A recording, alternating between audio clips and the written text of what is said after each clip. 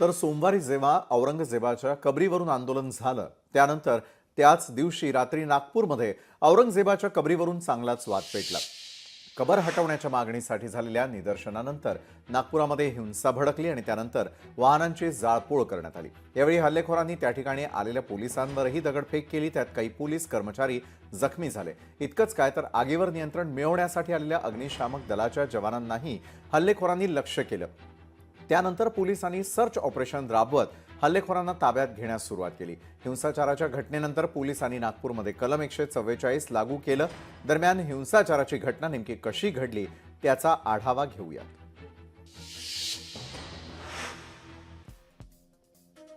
औरंगजेबाची कबर हटवण्यासाठी नागपुरात निदर्शनं, मग विश्व हिंदू परिषद आणि बजरंग दलाकडून कबर हटवण्याची मागणी। सोमवारी संध्याकाळी 7 वाजता जमावाकडून घोषणाबाजी,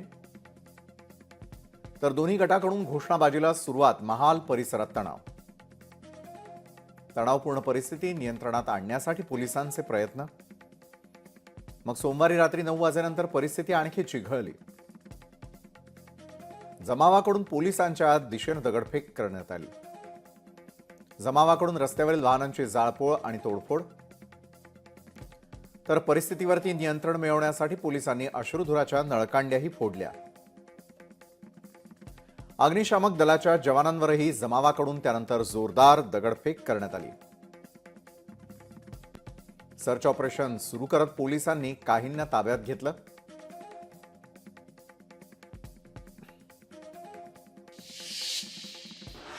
तर नागपूरमधल्या या घटनेवरून राजकीय वातावरणही चांगलंच तापलेलं होतं। हिंसाचाराच्या घटनेवरून संजय राऊतांनी सत्ताधाऱ्यांवर निशाणा साधला। नागपूरची घटना नवीन दंगल पॅटर्न असल्याचं राऊतांनी म्हटलं होतं। यावर नागपूर दंगलीमध्ये सुनियोजित पॅटर्न असल्याचं प्रत्युत्तर मुख्यमंत्री फडणवीसांनी दिलं। तर फडणवीसांच्याच याच विधानावरून उद्धव ठाकरेंनी गृह खात्यावर ताशेरे ओढले आणि त्यामुळे सत्ताधारी आणि विरोधकांमध्ये रंगलेलं आरोप प्रत्यारोपांच्या दंगलीचं सत्रही एकदा पाहूया।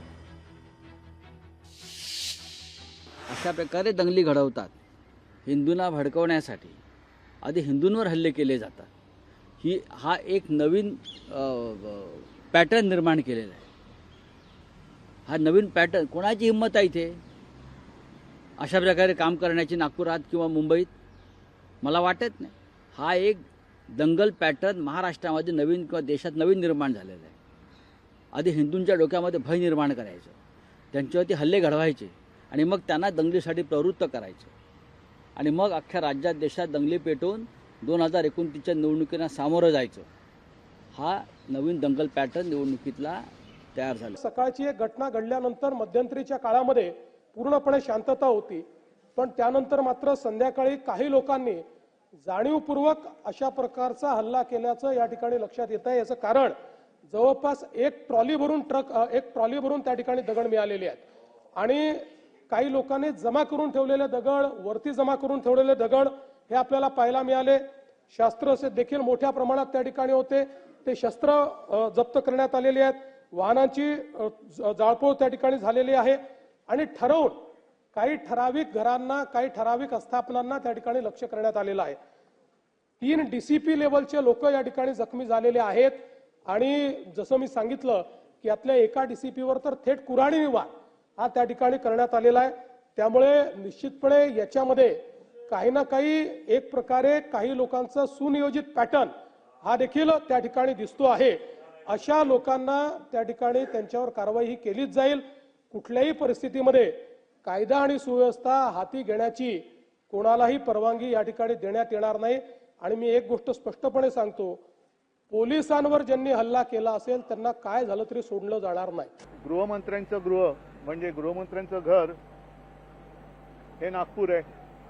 RSSचं मुख्य कार्यालय नागपूर आहे। अशा या नागपूरमध्ये हिंदू खतरे में कसा काय?